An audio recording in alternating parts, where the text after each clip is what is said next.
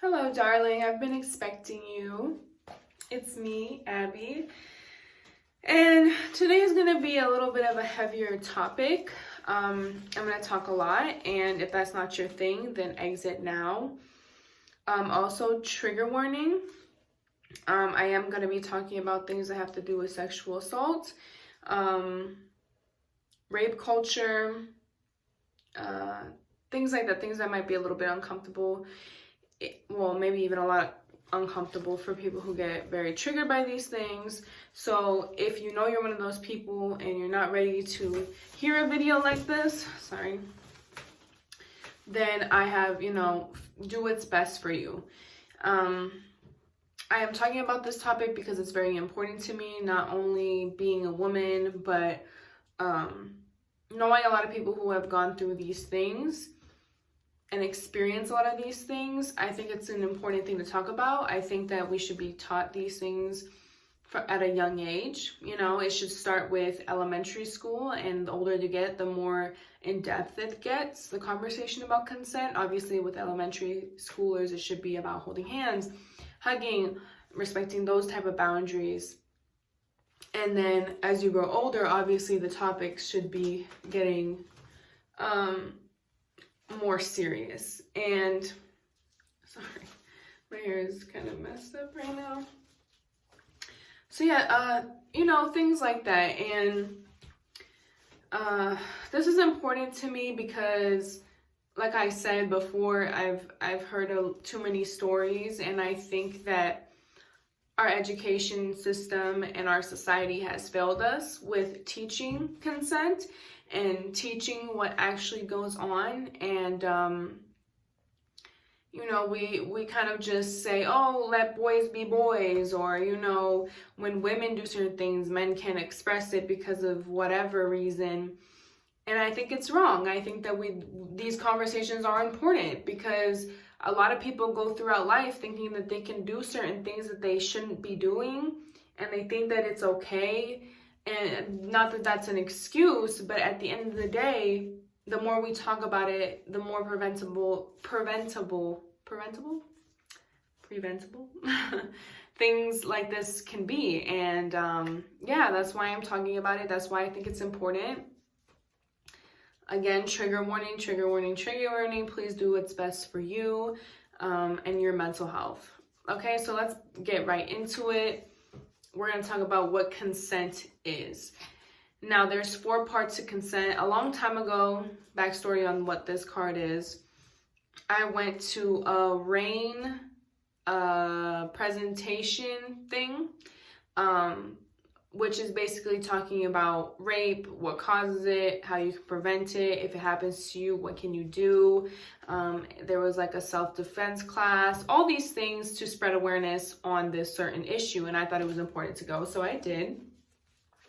And Haven was there, and if you guys don't know, Haven is an organization that helps women who have been through these abusive relationships, abusive, sexual trauma, etc., rape, and all that type of stuff, sexual assault. And if I say I'm a lot, if I'm seeing like I struggle, it's because it is hard for me to talk about it as well. Even though it makes me sad and uncomfortable, I'm still going to talk about it. And anyway, so they're an organization that helps a lot of women. I hope to one day be able to work with them in the future. And they're a wonderful organization. They had a guest speaker there. She told her experience. And I don't remember her name, but it doesn't even matter. It was just about her experience, and it was really empowering and eye-opening. And they gave out these cards. So let's begin. I'm going to post the card right here. There's 4 parts. Consent is, number 1, active. That means that just because a partner didn't say no, doesn't mean that they have given you consent. Ask, because only yes means yes. And this is extremely important because just because somebody didn't say no, but everything about their body language is screaming no, and them just sitting there cold is screaming no, it's not consensual. A yes means yes. Being like, hey, are you okay? If you care about your partner, if you love your partner, or even if it's just respect. You know what I'm saying? I'm not sitting here and going to be unrealistic, like people don't sleep with people that, you know, they barely even know or anything like that. It's still a respect thing. If you respect human beings in general and you respect who you're with in that moment, this is important, because if sometimes someone is too scared to say no. We all have that fight, flight, or flee, fight, fly, or freeze in us. And most of the time when these situations happen, most people freeze. And if you're not aware, if you're not paying attention, you've probably taken things too far and did not even know it, because you're not caring, you're not being considerate of the other person's body and boundaries. And this is very important. It has to be active. You have to hear that yes. You have to hear, are you okay? Yes. Is this okay? Yes. Are you comfortable? Yes. It's not like, let's just do this. You know, I understand that there's certain situations, I get it, but at the same time, it's like, you know, I deep down believe that you know when things are crossing the line and when you don't. And if you don't, and you realize now that you didn't realize it, I'm glad this is making you uncomfortable, and I'm glad that you're rethinking the things that you've done, you know, because it's important to think about these things, and this is an important conversation, and it is important to talk about it. All right, number 2, consent is based on equal power. If someone is underage, drunk, asleep, in another vulnerable position, they cannot consent, okay? This should be common sense, but some people don't have that. So I'm going to repeat it again. If someone is vulnerable, underage, drunk, asleep, any vulnerable position, they can't consent. If someone is gone out of their mind, their sober mind cannot consent to what is happening. Okay? If someone is asleep, obviously, come on now, get it together. And any vulnerable position, if someone is 16 and you're 30 years old, and you know that they don't really know much about, you know, sexual encounters, that's not consensual, and that is not okay. Even if they're at the age to consent, it doesn't matter. It is not okay. It is not okay. A person should know the age, the differences in age, but their maturity level, what they know. You're a grown person, and they're not. That's a vulnerable position. Your boss. Okay, you and your boss, all of a sudden he starts talking about, oh, let's do this, let's do that. You're in a vulnerable position, because what if you say no and lose your job? Things like that matter. Number 3, consent is a choice. You must make sure our partners feel free to say yes or no without pressure. If we aren't willing to take no for an answer, consent cannot happen. And personally, to me, this is the most important one, because a lot of people could force a yes out of somebody, can force somebody to be in a position that they don't want to be in. And a lot of people will be like, well, why didn't you fight them? Or why didn't you, you know, again, the freezing thing, people freeze. If a person does not feel safe enough to be like, I'm not comfortable, no, or they do say no and you keep going, that is not consent. That is not consensual. That is not okay. If someone is just, you know what I'm saying? If someone is scared that you're going to get mad at them, that you're going to yell at them, that you're going to leave them, if they don't say yes, or if they don't let you do what you want to do, that is not a safe place for consent to happen. And for consent to happen, there needs to be a safe place. There needs to be respect. And without that, there is no consent. Okay? If you're over here like, come on, you know, come on, just do it. Come on, come on, come on. You're coming this close to that person, invading their personal space when you can tell that they're uncomfortable, but you keep asking, regardless of the fact that the first time they said no or that they were uncomfortable, that is not consensual. And I'm sorry if I get a little bit heated. It's just like these things matter, and I don't want anybody to take this any other way than it should be, which is a serious matter, okay? That is important. A choice, freedom of a choice is important. If you're not giving someone that space and freedom, then that is not a safe place for consent. I'm going to say it one more time. Number 4, consent is a process. Consent requires ongoing conversation with lots of trust. Just because someone says yes to making out doesn't mean that they won't do anything else. Doesn't mean that they want to do anything else. You can change your mind at any time. If something is going on and someone says, stop, I'm uncomfortable. No, that means stop. That means no go. That means red light. It doesn't matter what you guys are doing. It doesn't matter if you're making out. It doesn't matter what was going on in that situation. No means no. Stop means stop. I'm uncomfortable means I'm uncomfortable. And as a person, you need to step back, even if with what you're feeling, what you're giving off, even if you're confused. No means no, stop means stop. And it's important to understand that. It's important to give that freedom and that space for somebody to be able to do that. It's a process, it's a conversation. And on the other side of things, if you don't feel comfortable anymore and you're saying stop, that's okay.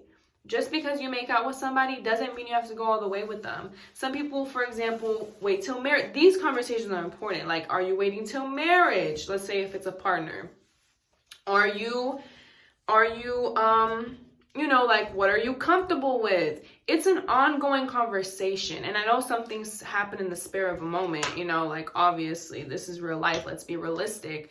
There's a lot of grown people who just do grown things. But at the same time, I do believe that you know the difference and you know when you're overstepping a boundary, and you can tell what the person's body language is if you're paying attention. So pay attention. A lot of people are going to be like, oh my God, now this is so scary. Now I don't know what line I'm crossing ever. Yes, you do. Okay, yes, you do. You should be worried. You should be worried about somebody else's boundaries. You should be worried if you're making somebody uncomfortable. Because it's not okay. It's not okay. If you feel like you're crossing that boundary and you're uncomfortable and you're worried about it, that means that you care. That means you're considerate. And that's not a bad thing. It's a bad thing when you just go full force, when you make people do things that they're not comfortable doing. And that's the 4 parts of consent. I'm going to just keep it short and sweet like that. The last thing that it says on this card is respect your dating partners. Be someone who asks, listens, and cares about consent. And that's all you can really ask for. And let's say that you heard this video and you realize something about your past, you realize something about an encounter that you had, and you're questioning yourself. Maybe be like, did I overstep that? Or dang, like, I didn't think about it that way. Did I make that person uncomfortable? I think that it takes a really strong person and a mature person to be able to look at their the way that they went through something or what they did and reflect and correct themselves. And that's okay. You know what I'm saying? It's okay to be wrong.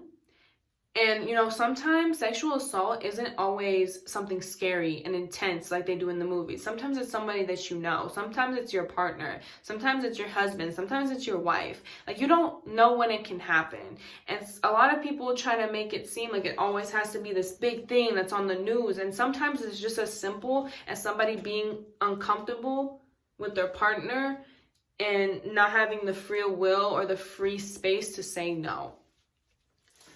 So think about those things. And if you feel like you've been in that situation, I'm going to put the hotline under here. It's called 24-hour crisis and support line. I'm going to put it on the screen. Talk to somebody, because these type of wounds do last a very long time. I pray for healing for everybody. I pray for healing and peace and understanding and respect for every human being in this world who, you know what I'm saying? I want us to heal ourselves as a community, and heal ourselves as people in our society. And I think that starts by having these conversations, even if they're hard to hear, even if it makes people uncomfortable, it's because we're getting somewhere. If you're uncomfortable, that means that you're learning something, that you're stepping out of what you thought and what you feel, and that's okay. If you're watching this, thank you for watching. If you understand my points, if you think it's important to share, please share this. I know it was a little bit intense. I know that sometimes people don't want to talk about this, but the fact that you watched it till the end, the fact that you went through this video means a lot to me. And, all we can do is be better and get better and educate ourselves. So yeah, that's really all I have to say. Please take care of your mental health, your emotional health, your physical health, your spiritual health, and don't be ashamed of that. Don't be ashamed of your feelings. And, you know, have these uncomfortable conversations. But anyway, and always remember to always take care of you, boo. And that's on period. Bye.